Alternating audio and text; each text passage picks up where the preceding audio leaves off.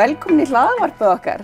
Við erum Magnea og Ég heiti Belinda. Já, og við erum umhverfiskonunnar í fyrirtækinu. Við höfum báðar mikla ástríðu fyrir umhverfismál. Já, við elskum umhverfið, elskum að vera úti í náttúrunni.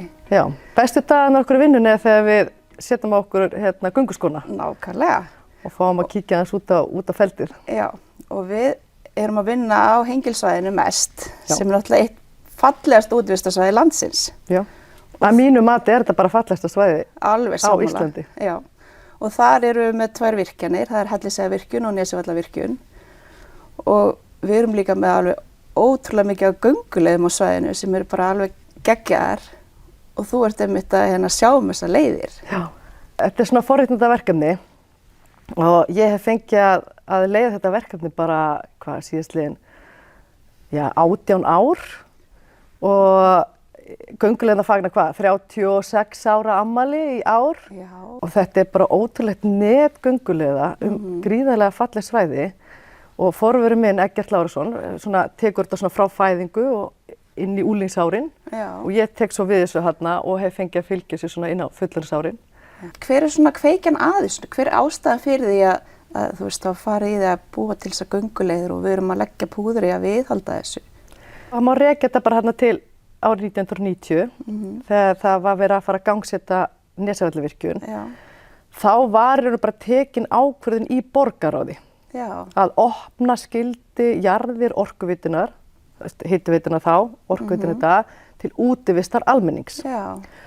Og Orkuveitan er stór landeigandi bara á svæðinu. Svo það var farið í það að merkja gönguleiðir á eignarjörðum og líka á þjóðlendu. Já. Og þetta er bara svona samfélagslegt verkefni að því við erum að koma hana og erum auðvitað að raska líka en líka að búa, þetta er svolítið bara, svona kalla þetta að nýta landið og líka sér að njóta. Þetta er þetta samspil, þetta tveggja og er svona samfélagslegt verkefni hjá fyrirtækinu. Já, og við viljum náttúrulega bjóða fólk velkomið á svæðið okkar og til dæmis þegar við erum að framkvæma á nýjum svæðum þá reynum við að búa til aðgengi, gera bílaplön og svona fyrir fólk. Já, það skapar líka sátt í samfélaginu, við erum að opna, við erum og við erum að opna þetta til útivistar. Fólk getur komið og skoða svæðið, það er velkomið. Já, nákvæmlega. Þetta er svona samfélagsleg ábyrgð svolítið. Já, algjörlega, hárrétt. Og þetta hefur tekið bara gríðlegum breytingum á þessum 36 árum, sko. Já, einmitt. Þetta er rosalega skemmtilega leiðir.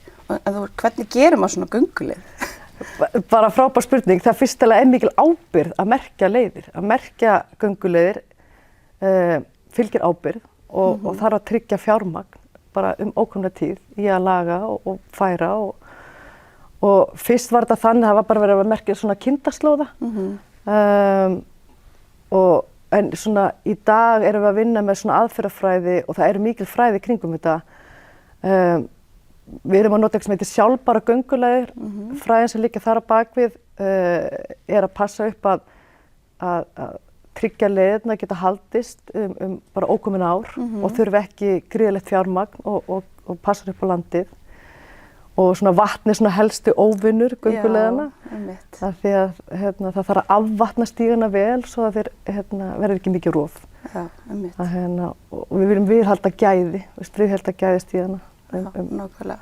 Og það skiptir náttúrulega miklu máli að gera þetta vel og ganga vel náttúruna og þú veist, við erum til dæmis að græða þetta upp, þú veist, loka gömlum leiðum og græða það upp. Já. Og við erum að vinna svolítið saman. Við vinnum mikið saman það, já. Og bara eins og þín vinna í landgræðslu og skógræktinni, við erum að nota mikið þessa aðferðafræði sem þú hefur að nota bara í kringum virkjanir og svona á gönguleiðunum. Þegar við erum að loka gönguleiðir og svona og færa leiðir af því að kannski mikið rof við sjáum að þetta virkar ekki. Þá erum við að beita þessari fræði sem að þú ert mikið í og kannski gaman að fara inn á það. Já, einmitt. Það snýst það að endurheimta svona náttúruleg vistkerfi, þennan staðargróður sem að vex á svæðinu, bara þessar íslensku tegundir sem við þekkjum öll, eins og þú veist, mosann og lyngið og víðir og svona, þessi íslensku fallegu blóm og blóðberg og svona. Uppáhaldið mitt, það er að blómstra núna. Já, nákvæmlega, þessi ótrúlega fallegt, sko. Og þá erum við að nota svona aðferðir eins og til dæmis halda til haga gróðurþekjunni sem við erum að gera samhliða framkvæmdum þá. þá tökum við upp gróðurinn af því að hann náttúrulega bara algjört gull og rosalega verðmætur og verður að passa rosa vel upp á hann. Þá erum við að nota gróðurinn til dæmis til þess að ganga frá á framkvæmdasvæðinu sjálfu eða þá að færa jafnvel til, bara setjum á vörubíl og keyrum á einhver önnur svæði til þess að græða upp gamalt rask og þetta hefur heppnast alveg svakalega vel. Og þetta eru við líka notað, þú veist, einmitt til þess að loka gönguleiðum og þá er verið að færa gróðurtorfur og setja í gamla leiðir. Þannig að þetta getur virkað líka bara, þú veist, við sumarbústaðinn og bara allstaðar, sko. Og maður sér það bara, þegar við erum búin að vera að færa svona gróðurtorfur til þess að mittisvæðum að færa leið og við tökum torfuna og færum hana yfir á annars svæði, árið seinna, þú nánast ekki sérð, þótt að vaxtartíminn er mjög stuttur, við erum hátt uppi, þá sér maður bara hvernig þetta bara hverfur inn í landi. Já, það er bara eins og það er bara aldrei neitt verið framkvæmt. Við höfum til dæmis gert skurði og sett, þú veist, rör í jörðina og loka skurðinu bara strax og bara árið seinna er bara eins og það sé bara ekkert þarna. Þannig að þetta er alveg ótrúlega góð aðferð. Svo erum við náttúrulega líka, þú veist, að græða upp utan framkvæmdasvæða og þá erum við með sumarstarfsmenn, alveg stóran hóp, 9 manna hóp sem eru að græða upp bara landið og eru þá til dæmis að sá íslenskum grasfræjum sem við kaupum á landgræðslunni og þau eru líka að slá fræslægi og dreifa, safna mosa og svo eru að gróðsetja birkitré og við viljum gróðsetja íslenska tegundir það er bara einn besta aðferðin til þess að vinna móti loftslagsbreytingum og binda kolefni, það er að gróðsetja íslensk tré og styðja við líffræðileg fjölbreytni. Já, styðja við það og af því að birkiskógurinn sem vex upp að undirgróðurinn helst lifandi í skógabotninum, þannig að það er ekki svo mikið það er ekki svo mikið þykna, sólin kemst. Nei, sólin kemst niður, þannig að þetta er ótrúlega góð aðferð. Og líka sem við vinnum mikið saman með, það er þegar við erum að framkvæma á nýju svæðum, það þarf að fara að leggja slóða að borholu, við viljum gera þetta allt svo ótrúlega vel og bara það er svo ótrúlega gaman að vera hérna í svona þverfaglegu teymi sem allir einhvern veginn vilja vinna sem bestri niðurstöðu. Hjálpa stað og þá fyrir við bilenda í gönguskóna þegar það verið að skoða að fara inn á ný svæði til þess að framkvæma sem við erum að gera núna því við erum að kanna jarðhitaauðlindina svona svolítið út fyrir okkar svæði sem við höfum verið á, þannig eins og í Meitlum. Þá höfum við reymað okkur gönguskóna sem við náttúrulega elskum að fara í gönguskó og komast út á skrifstofuna. Komast út og löpum svæðið og svona skoðum það og upplifum það og hjálpum svo að og vinnum með fólkinu, eða verkefnastjórunum og svona þeim sem eru að fara að framkvæma að velja bestu staðsetninguna fyrir til með sporteiga og vegslóða og svoleiðis. Þannig að þetta falli sem best að landinu og valdi sem minnsta raskinu. Já, og það er bara að því við erum ofta að vinna á svona svæði sem er gríðarlega falli og mikið útvistarfólki er að nota að þá vill maður einhvern veginn að allt svona er í einhverju svona sletta bara svona harmony, það er sama eins og við erum að vinna í göngulum, maður vill einhvern veginn að sá sem er að labba svæði á leiðinum okkar að það finnst einhvern veginn að þetta er einhvern veginn hluti af heildinni. Það upplifir ekki eins og þetta sé eitthvað svona, ekki sé aðskota hluti, en þetta á einhvern veginn svona heima, þetta elti línunar, þetta elti landslægið. Einmitt, og til dæmis vegirnir við reynum að láta þá liggja í hæð við landið, þannig að þeir sé ekki að standa mikið upp úr og sé ekki áberandi. Græðum upp kantana, alveg vegkantana. Já, bara strax, svo að þeir verða flottir. Bara strax þegar vegurinn er lagður, bara nóðum. Þetta skiptir ótrúlega miklu máli bara fyrir ásýndina. Algjörlega. Og kannski bara gaman þegar við höfum tækifæri hérna, mér langar líka endilega að benda á við erum að reka líka gönguskála, sem ekkert margir vita, að við erum að reka bara skála vestan við Hengilinn sem er svona hluti á gönguleiðinni. Mitt í Marardal? Já, einmitt. Hann er reyndar í Engidal frekar aðeins sunnan við Marardal á vestanverðu. Við vorum að 2 gönguskóla og því miður þá brann annar og það eru allir velkomnir í skálan. Við erum með eitthvað svona smá aðstöðugjald bauk sem maður getur sett 1000 kall í. Það er ekki að bóka neitt, það var bara að koma og gista. Einmitt. En hver er svona uppáhaldsstaðurinn þinn á Henglinum? Sko, það skal sagt alveg, ég hef það mikla ástríð fyrir þetta svæði, kannski ekkert allir sem gerir sér grein fyrir þetta er ekki bara í vinnunni, ég er ekkert bara að sýsla með þetta svæði í vinnunni, ég heimsæki þetta svæði oft utan vinnu og með fjölskylduna og vini og alla ársins hring. Það er hægt að stunda útivist þarna allt árið, eins og þú veist. Bara á gönguskíðum og það er að vera fjallaskíðum, hérna, fara upp á Skarðsmýrarfjall til dæmis, labba þar upp á fjallaskíðum. Við höfum myndi gert það, það er mjög skemmtilegt. Algjörlega. Og hengillinn er geggjaður í það.